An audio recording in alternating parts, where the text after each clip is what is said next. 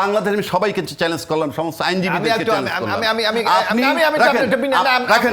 গণভাবে বলছেন নোটে রাখেন না ভাই, চেয়ারম্যানকে যে নোটে রাখেন না, মর্যাদা যে স্ট্যাটাসে আমরা নির্ধারণ করি, সে কি একজন ডিসি, একজন এসপি, একজন সচিবকে মোকাবেলা করার মতো? আপনি যাইেন না তাইলেই হবে, আপনারা যাইেন না, হচ্ছে না আমার। আপনি তো নিজে এডমিট করলেন দেশ ঠিক হয় না, মানে আপনারাই যাবেন ছাত্র ভর্তি করেন, আপনার লাগবে এত প্রেসার করো ঠিক করা যাচ্ছে না। তারপর আপনি যদি ওদেরকে অবাধ স্বাধীনতা দিয়ে দেন, আমি বলি দেশটা তো কি হয়ে যাবে? আমলাতান্ত্রিক ভাই বলছে যে বাংলাদেশে কিন্তু অনেকগুলো পিয়ার পদ্ধতি, ইনডাইরেক্ট পিয়ার সিস্টেম আমি একটু বলি, ইনডাইরেক্টলি চলছে। আমি বলি বাংলাদেশে আরেক জায়গার লোক আরেক জায়গায় পাস করে। আমি একটু বলি, এইটা তো এইটা যে কোনো সিস্টেম, এটা বাংলাদেশে প্রচলিত, এটা আছে, অনেক জায়গায় আছে। আপনি ভারতে যান, পাকিস্তানে যান, এক লোক তো 3-4 আসনে দাঁড় করে। অর্থাৎ তার গ্রহণযোগ্যতা কতটুকু, তার দলের একটা আমি একটু বলি, এই যে রাজাকি ভাই নিশ্চয়ই বাংলাদেশের মানুষ, উনি তো আর আমেরিকা থেকে বাংলাদেশের মানুষ দেখি না, আমি একটু বলি, ওনাকে তো আর আমরা ইম্পোর্ট করি নাই। উনি ভালো করে জানেন যে একটা নির্বাচনে বেশ কয়টি ফ্যাক্টর কাজ করে। এক হলো দল মার্কা, 2 হলো ব্যক্তি ইমেজ, ব্যক্তি ক্রস দলের বেলায়, হ্যাঁ না অন্য বিশাল অনেক ফ্যাক্টর। বলুক, আপনি লিখে রাখেন। হ্যাঁ, আপনি এই যে মার্কা একটা, ব্যক্তি একটা, অঞ্চল একটা বিরাট ব্যাপার। আপনি কোন অঞ্চল থেকে নির্বাচন করছেন, এটা বাংলাদেশে অস্বীকার করার আপনার কোনো পদ্ধতি নেই। হ্যাঁ বুঝছি, বলেন গেল পদ্ধতি। তারপর হলো সামগ্রিক ওই অঞ্চলে তার কন্ট্রিবিউশন কি। বিশেষ করে এই 4টা জিনিস কিন্তু সিরিয়াসলি কাজ করে। আর মানুষ কি, আমাদের দেশের মানুষ অভ্যস্ত কি, যে আমি দেখতে চাই আমার নেতাকে দৃশ্যমান। আমি তো অদৃশ্য শক্তির বিরুদ্ধে ফাইট করতে পারবো না। আমার দৃশ্যমান আমি দেখি যে এই লোকটাকে আমি ডাকলে পাই, যাকে আমি দেখি সে আমার আসলে কি এমপির কাজ এগুলো? এই দেশের কালচার এটা পরিণত হয়েছে, আপনার উপায় নাই। সংবিধানে আপনার এটা নাই, সংবিধানে নাই, কিন্তু আপনার বাস্তবে রিয়েলিটি এটা আপনি দেখেন। এই কালচার আমি বলি, আপনি যদি ভোরবেলা, আপনাকে আমি আমন্ত্রণ জানাই, একদিন আমার এলাকায় আপনি যাবেন, বা যে কোনো যারাই রাজনীতি করে, যে কোনো নেতার বাসে আপনি মানে একটা সারপ্রাইজ ভিজিট দেবেন, দেখবেন উনি ঘুমে 7টা থেকে তার বাসায় ড্রয়িং রুম বলেন অথবা বৈঠকখানা বলেন, মিনিমাম 150-200 লোক বসা আছে। কারণটা কি? বাংলাদেশের আপনি প্রশাসনিক সিস্টেমটাকে এমন করেছেন, একটা রোগী হাসপাতালে ভর্তি করতে হলেও একটা সুপারিশ লাগে, একটা স্কুলে একটা বাচ্চাকে ভর্তি করাতে হলেও লাগে, একটা লোকের বিয়ে, ব্যাড কালচার, সেই ব্যাড কালচার কন্টিনিউ করবেন। উপায় নাই, এই ব্যাড কালচার থেকে যেতে হলে আপনাকে যেই কাজগুলি করতে হচ্ছে, যেমন আমি এই ব্যাড কালচার থেকে বেরিয়ে যাওয়ার কিন্তু আমরা এই যেটা জুলাই আপনার সনদ বলতেছেন, সনদে কিন্তু আছে। স্থানীয় সরকার শক্তিশালী করবেন না? আমি একটু বলি না আপনাকে, প্লিজ। আপনাকে তো এই জায়গা থেকে বেরিয়ে যাওয়ার জন্য, এই জনগণকে ক্ষমতায়ন করার জন্য আপনাকে তো এই যেটাকে আপনি জুলাই সনদ আমরা বলতেছি, যেমন আপনি এখন দলীয় সরকারের অধীনে কখনো অবাধ, সুস্থ, নিরপেক্ষ নির্বাচন হয় না। এটা তো আমাদের পরীক্ষিত হয়ে গেছে। এটা যার জন্য আমরা একটা নিরপেক্ষ সরকার, যেটা কেয়ারটেকার বলেন, নির্দলীয় বলেন, ইন্টিরিয়াম বলেন, সেটার ব্যাপারে সবাই ঐক্যমত হয়েছে। অর্থাৎ আপনি আপনার নিজের মতামতটা আপনি প্রকাশ করতে পারবেন, এটা কিন্তু একটা বিরাট অগ্রগতি। তারপর আপনি দেখবেন এই যে ক্ষমতা ভারসাম্য, যেটা ভারসাম্য, আজকে দেখেন বাংলাদেশে মনে করা হচ্ছে যে একেবারে যারা ক্ষমতায় যায় তারাই সব কিছু। আপনি সরকারি দল, বিরোধী দলের মধ্যে বা প্রধানমন্ত্রী, রাষ্ট্রপতির মধ্যে ক্ষমতাটা ব্যালেন্স করেন। আজকে যেটি কিন্তু এই প্রস্তাবনায় আছে। আপনি দেখেন এই সংসদকে বলা হয় যে একটা রাবার স্ট্যাম্পের মতো।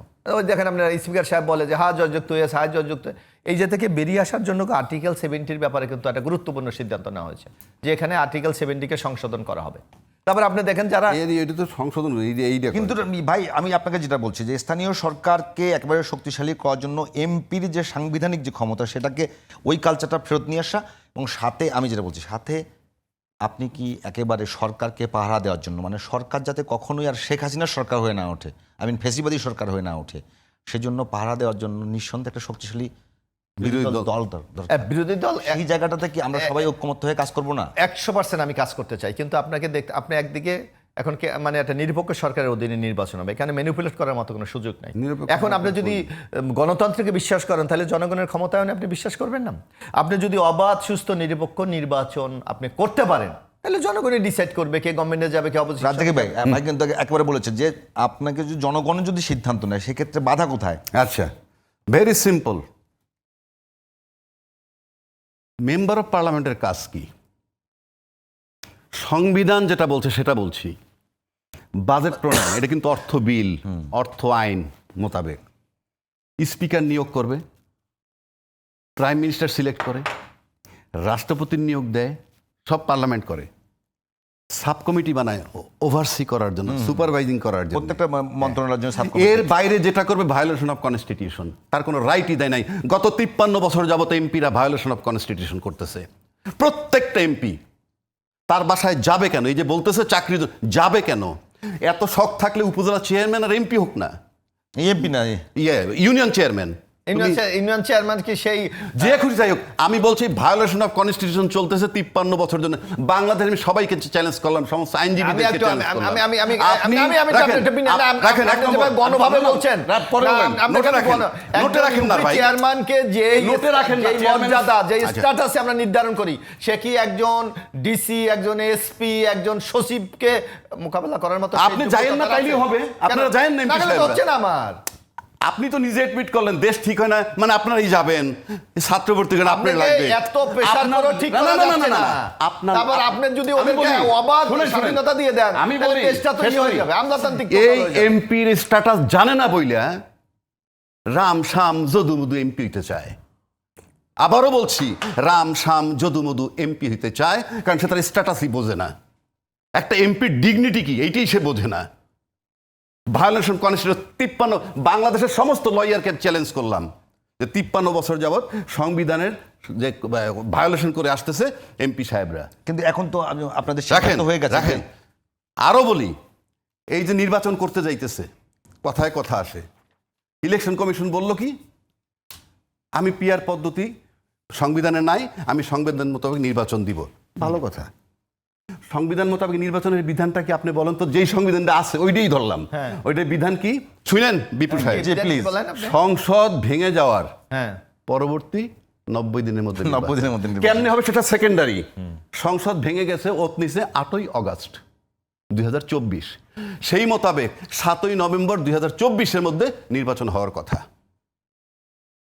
আর এই যে নির্বাচন কমিশন বলল আমি সংবিধান মোতাবেক নির্বাচন দিব, কোত্থেকে দেবে সে? তার তো টাইম এক্সপায়ার। তার নিয়োগ হয়েছে কবে সেটা জানেন? 21শে নভেম্বর 2024। একটা পাগলের দেশে আছি আমি। আপনি রাখেন, শেষ করি। আমাদের টাইম সেই ইসি কিভাবে যাবে নির্বাচনে? Wrong concept. সংবিধান কি বলে? সংসদ ভাঙার কয়দিন পর নির্বাচন? না, এই সংবিধানটা কি এখন কি সংবিধানে চলে? কোনটা? ডক্টর অফ নেসেসিটির অনুযায়ী আপনার ডক্ট্রিন অফ নেসেসিটি আবার সংবিধান কি? এটা কি আদেশ? এই সমস্ত শব্দ বাদ দেন। আরে বাদ দেন, সুপ্রিম কোর্ট আপনি আমাদের সুপ্রিম কোর্টের নাই রে। আপনি ফাইট করছেন? জি, আপনি রিড করতে রাখেন। ডক্টরিন অফ নেসেসিটি বাংলাদেশের না, পাকিস্তানের, এটা বাদ হয়ে গেছে। ওই ইউনিট সরকার যে আমি দায়িত্ব নিয়ে বলছি, শুনেন, 106 অনুচ্ছেদ অনুসারে শপথ নিছে, আপনি আইনজীবী হিসেবে রিজেক্ট করছেন, আপনি বিরুদ্ধে দাঁড়াইতেন। 106 মোতাবেক দায়িত্ব নিছেন? হ্যাঁ, নিছে। রাখেন, উনি হলেন এড ইন্টারিম গভর্নমেন্ট। হ্যাঁ, ইন্টারিম গভর্নমেন্ট। কোন সংসদ আমার সংবিধানে আছে? কে? এড ইন্টারিম গভর্নমেন্ট শব্দটা সংবিধানে আছে? সংবিধানের guardian K? Who is the guardian? আরে ভাই, সংবিধানে সংবিধানের গার্ডিয়ানটা কে? সংবিধানে আপনি আমাকে এটা জবাব, you are the learned lawyer. কে? আপনি বলেন কে? Who is the guardian of constitution? কনস্টিটিউশনের গার্ডিয়ানের সুপ্রিম কোর্ট। হ্যাঁ, সুপ্রিম কোর্ট। হ্যাঁ, সুপ্রিম কোর্ট ডিরেকশন আমাকে বলতে দেন, তারপরে বলেন, আপনি নোট রাখেন। হ্যাঁ, আমি রাখছি। সুপ্রিম কোর্টের 106 এর ভার্ডিক্ট, হ্যাঁ, সাংবিধানিক সংকট যেখানে দেখা দিবে, সাংবিধানিক শূন্যতা যখন দেখা দেয়, হ্যাঁ, তখন এইরকম পরিস্থিতিতে অন্তর্বর্তীকালীন সরকার বানানো যেতে পারে। রাখেন, হ্যাঁ, সংবিধান কি হয়েছে? সংকট, সাংবিধানিক শূন্যতা, সংবিধান নাই। ফুল সাংবিধানিক শূন্যতা বলতে কি সংবিধান নাই? ইয়েস, কেন নাই বলি, ফুল স্টপ। কেন? শেখ হাসিনা চলে গেছে, পালায়ে গেছে। বাংলাদেশের সংবিধানে বলা আছে পালায়ে গেলে পরবর্তী স্টেপ কি? রিজাইন করছে, নট পালানো না, এটা রিজাইন। ভাই শেষ করতে দেন না।